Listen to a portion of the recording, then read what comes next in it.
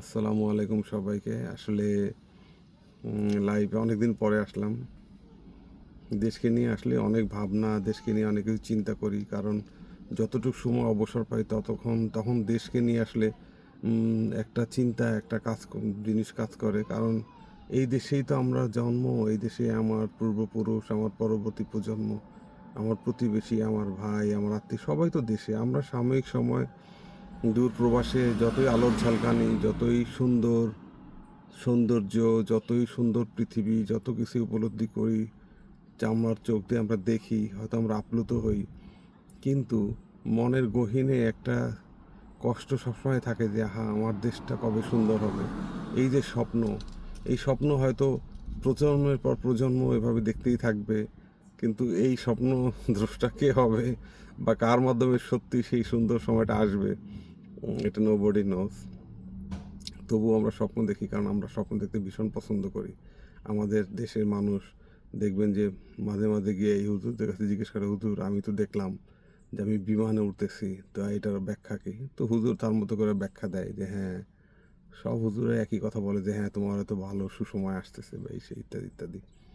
হয়তো সে নিজেও চেষ্টা করলে সে উত্তর খুঁজে বের করতে পারে, কিন্তু সে করবে না।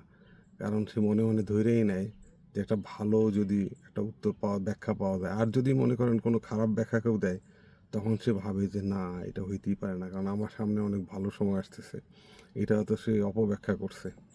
এভাবেই আমরা খুশি থাকি। আমরা এমনই, আমরা এই জাতি এইরকমই যে আমরা সবসময় খুশিতেই থাকি আর অভিযোগেও থাকি। দুইটা প্যারালালি আমাদের চলে। যেমন বাংলাদেশের এক শ্রেণী মানুষ যারা প্রধানমন্ত্রী আবার ফেরত আসবে, আমাদের আপা আবার ফেরত আসবে, এই জন্য তারা সমস্ত কাজকর্ম, এমনকি সন্তানদের বিয়ে শাদী সব কিছুই শিখায় তুলে রাখছে যে আবার প্রধানমন্ত্রী আসবে, আবার যখন আওয়ামী লীগের নিয়ন্ত্রণে বাংলাদেশ আসবে তখনই তারা সমস্ত কাজকর্ম করবে। আর যারা একসময় আওয়ামী লীগের একনিষ্ঠ কিছু কর্মী ছিল, সবাই না, তারা দেখেন রাতারাতি ব্যানার ট্যানার চেঞ্জ করে, অফিস টফিস চেঞ্জ করে, আগে যেখানে ছিল বাংলাদেশ আওয়ামী লীগ, সেইখানে এখন বাংলাদেশ জাতীয়তাবাদী দলের ব্যানার টাঙায় তারা রীতিমতো সেই টেম্পো স্ট্যান্ড, সেই বাস স্ট্যান্ডের দখলে তাদের নিয়ন্ত্রণে নিয়ে নিছে। এই শ্রেণীর মানুষ আসলে কারোর জন্য অপেক্ষা করে না। সংসদে দাঁড়ায় অনেকেই বলতে শোনা গেছে, মাননীয় স্পিকার আমি তো সবসময় সরকারি দল করি, সরকার যদি চেঞ্জ হয় তাহলে আমার কি করার আছে? সুতরাং আমি এই সমস্ত আবেগী মানুষদেরকে বলবো যে আবার আওয়ামী লীগ পুনর্বাসিত হবে, রিকনসিলিয়েশন হবে, এই জন্য সব কিছু ফেলে রেখেন না।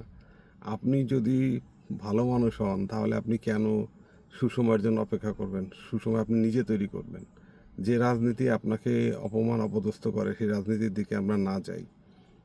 আর একটা সত্যি কথা কি, আপনার এই যে অশ্রু বিসর্জন, এই যে যে আপনার প্রার্থনা আল্লাহর কাছে যে আওয়ামী লীগ ফিরে আসুক, কিন্তু পাশাপাশি তো আপনার এটাও বোঝা উচিত যে যারা নির্যাতিত হয়েছে আওয়ামী লীগের সময়ে, আপনার প্রতিবেশী নির্যাতিত হয়েছে, তো আপনি কেন প্রতিবাদ করেন নাই? আপনি কেন সাহস করে বলেন নাই যে না, তাকে তাকে অন্যায়ভাবে শাস্তি দেওয়া যাবে না, বা তার জমি দখল করা যাবে না, বা সে বিএনপি করতেই পারে, সে জামাত করতেই পারে, তার ব্যক্তি স্বাধীনতা।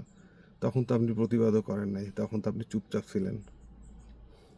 তবে হ্যাঁ, আমরা যতই ভালোর আশা করি আমরা শুধু খারাপের দিকেই কিন্তু যাইতেছি। আমি বিশ্বাস করি ব্যক্তিগতভাবে যে আমাদের দেশ অনেক অনেক খারাপ অবস্থার ভিতর দিয়ে যাইতেছে, যেটা আপনারা এর জন্য অনেক পড়াশোনা করার দরকার নাই।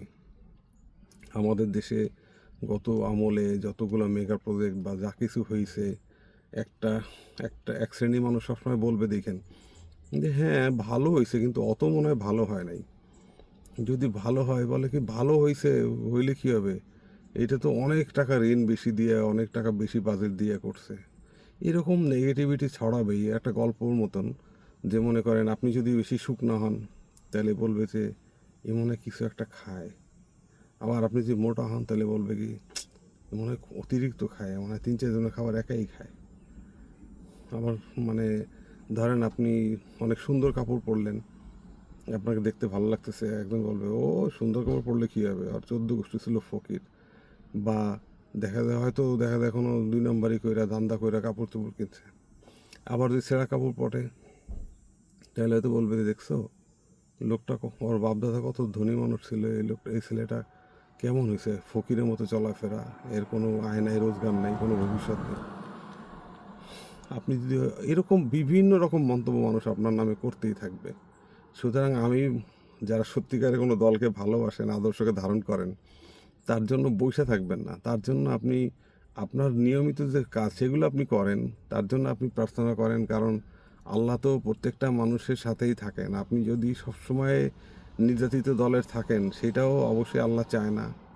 আবার আপনি সবসময় শাসকের ভূমিকায় থাকবেন, সেটাও হয়তো আল্লাহ চায় না। কারণ আল্লাহ প্রত্যেকেই যেমন হুইলের মতো দিন এবং রাত যেমন দিছেন, তেমন তেমন কিন্তু দেখবেন অন্যায়ের পরে ন্যায়, ন্যায়ের পর অন্যায়, এভাবে কিন্তু একটা একটা সার্কেল থাকে। সুতরাং আজকে আপনি কারোর উপর জুলুম করলে এই জুলুম আপনার জন্য ফেরত আসবে, এটাই সত্যি। সুতরাং যদি আপনি জুলুমবাজ না হন, যদি সত্যিকার আপনি দেশকে ভালোবাসেন, দেশের জন্য কাজ করেন, তাহলে আপনার ভয়ের তো কিছু নাই। আপনি আপনার স্বাভাবিক জীবনযাপনে ফিরে আসেন। একটা দল আসলেই আপনি সব কিছু করবেন, তখন আপনি সূর্যকে দেখবেন ওই গানের মতন, আমি চন্দ্র দেখব না, আমি সূর্য দেখব না, হ্যাঁ, শুধু তোমার অমুক চোখের আড়াল করো না। এইরকম গান আপনি গাইতে পারবেন, কিন্তু বাস্তব জীবনে এইটা নিয়ে আসেন না। কারণ আপনার জীবন আপনাকেই চালাইতে হবে, কোনো দল কোনো ব্যক্তি আপনাকে আসলে চালাবে না। তবে দেশের জন্য যেটা মঙ্গল, সেই মঙ্গল তো আমরা আসলে চাই না। আমরা জনগণ হচ্ছে সবচেয়ে বড় অপরাধী, মাননীয় স্পিকার। আমরা জনগণরা দেখেন, আমি আজকেও একটা লেখায় লিখছি যে জিয়াউর রহমান স্বাধীনতার ঘোষক, এটা বিএনপি এটাকে বলে, অন বিহাফ অফ বঙ্গবন্ধু, এটা তারা স্বীকার করে না।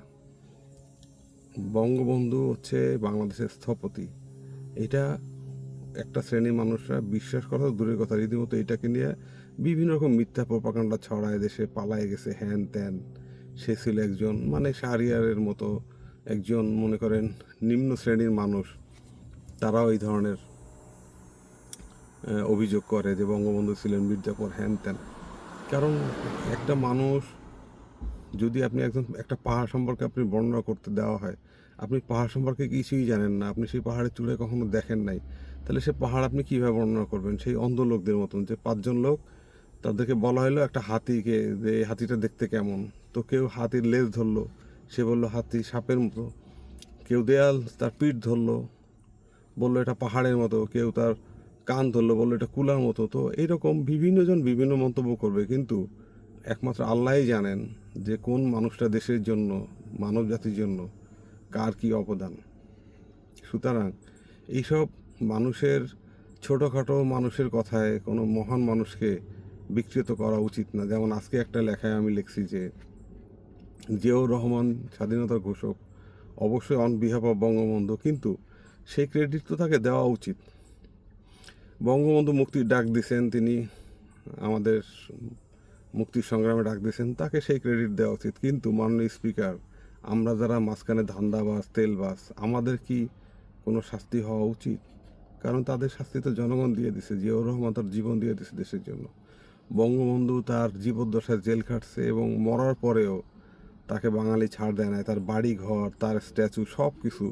অথচ এই বঙ্গবন্ধুর মূর্তি তৈরি করার জন্য এক শ্রেণীর মানুষ শত শত কোটি টাকা বাজেট নিছে, বিভিন্ন মাঠে ঘাটে পথে প্রান্তরে বঙ্গবন্ধুর স্ট্যাচু বানানো হয়েছে। এবং দেখেন সেই মূর্তিকে আদৌ সম্মানের সাথে মানুষের হৃদয়ে কি এই মূর্তি ধারণ করতে পারছে?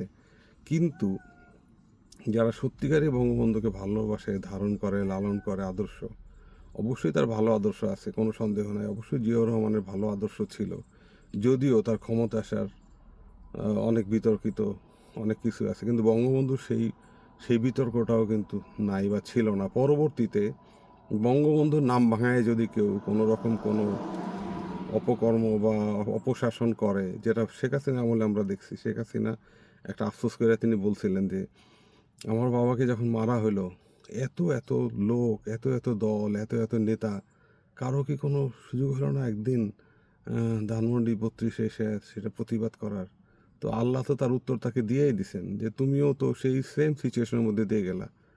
তোমার এত এত কর্মী, তখন ছিল লোক ছিল 7.5 কোটি, এখন 18 কোটির বাংলাদেশ। তার মধ্যে 40% মানুষ যদি আওয়ামী লীগ করে, তাহলে কেন একজন লোক সেদিন 32 নম্বর গিয়ে প্রতিবাদ করলো না? সুতরাং আপনি যে দলেরই হন, যে আদর্শের হন, সবচেয়ে বড় কথা হচ্ছে আমরা বাঙালি, আমরা মুসলিম। যদি আমি অন্য ধর্মেরও হই, আমার দিন শেষে তো আমারই বাংলাদেশ। সুতরাং এইসব ভেদাভেদ ভুইলা এখন দেশ চালাইলে এই দেশের আপনি কোনো সুযোগ সুবিধা নেবেন না। বিএনপি দল চালায় এই জন্য, আওয়ামী লীগ আসলেই আপনি সুযোগ সুবিধা নেবেন, এটা না। এই দেশ আপনার আমার সবার, দেশের যে সুযোগ সুবিধা পাওয়া উচিত সেইটাই তার নেওয়া উচিত। তবে এটাও ঠিক যে দেশটাকে কেউ নিজের ভাববেন না, দেশটা সবার ভাবেন, তাহলেই সত্যিকারের মঙ্গল আমাদের সবার জন্য। দেশটা যেন সবার হয়, একটা মানবিক বাংলাদেশ হয়, একটা উন্নত সমৃদ্ধশালী বাংলাদেশ হয়, সেটাই সবসময় সব রাষ্ট্রপ্রধানদের কাছেই সাধারণ জনগণের চাওয়া।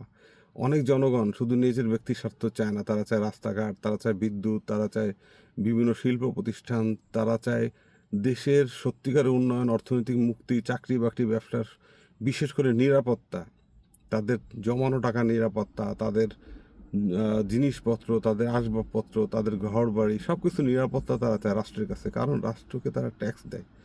রাষ্ট্রের উচিত নিরপেক্ষভাবে, শুধু দলগানা হয়ে বা নিজের স্বার্থের জন্য বা অন্যের শত্রুতামূলক কারো ইচ্ছাকৃত কারো ক্ষতি করা, এটা রাষ্ট্র কোনোভাবেই করা উচিত না, যে দলের রাষ্ট্রপ্রধান হন না কেন। সবাইকে অসংখ্য ধন্যবাদ। সবাই ভালো থাকবেন।